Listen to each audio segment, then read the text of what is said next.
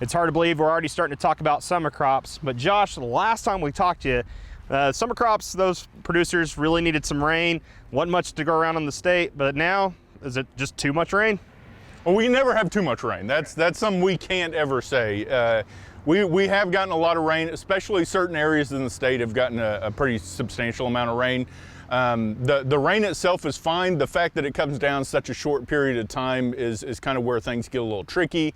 The other thing is we've been cool, relatively cool for this time of year, below average temperatures. So what we're seeing is not a whole lot of growth out of some of our summer crops because the soils are either right at saturation, maybe sometimes above saturation or beyond saturation, and they've been cool. So we've seen kind of this start and stop cycle in our summer crops where they'll grow a little bit and then they'll stop for a little bit as it rains and it's cool, and then we'll grow like this week. Next week we're growing a lot.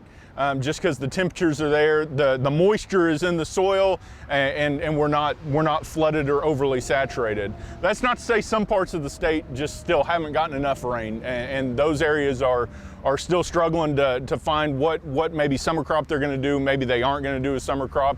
Maybe they're going to roll the dice and try it, but it's kind of that feast or famine. You either have a lot of rain or very little rain still yet. So, in regards to when you have too much rain and the crop's already starting to come up, what are some negative impacts that can actually happen to that crop? Yeah, so we've seen a couple of really unique situations this year.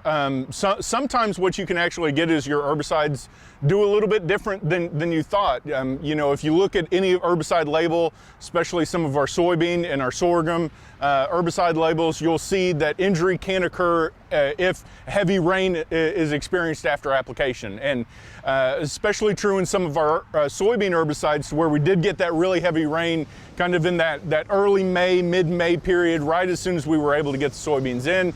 We went and sprayed our pre's and they came out with a little bit of herbicide damage. Most of the time that's not going to be an issue. They'll grow out of it, maybe a little bit slow growing.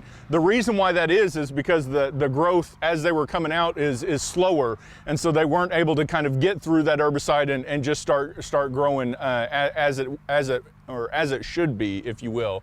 The other thing we have seen is some environmental issues look like herbicide damage, to where we can get twisting of the leaves.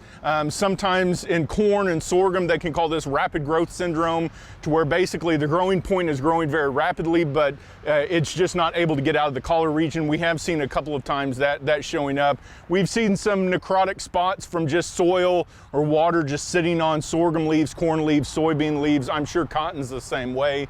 So we are seeing these little finicky things because we aren't just getting, in the spots that we are getting rain, we aren't getting just a little bit of rain, we're getting a lot of rain, and we're seeing the repercussions of those. And particularly when we get to that stage where you're thinking about nitrogen applications for some of our, corn and sorghum crops in particular, because that's been kind of an issue the past couple of years, have been some of those nitrogen deficient plants, right? Yeah, and for a lot of our summer crops, there's still kind of a back and forth on in-season application, and this is one of those years that potentially that in-season application is going to pay off, and that's a great point, because since a lot of this crop has been planted, we've gotten a lot of rain, and so loss via leaching, or even, we don't talk about it oftentimes. In some of these fields, they've been saturated for several days. You start thinking about denitrification being an issue, but the biggest thing they need to start looking out for is as you kind of look around most of your summer crop fields, is going to be the weeds starting to pop up. If the conditions are good for the crops to grow, the conditions are great for weeds to grow. All right, thanks, Josh, and we'll check back with you in a couple weeks just to see how the situation's shaking out.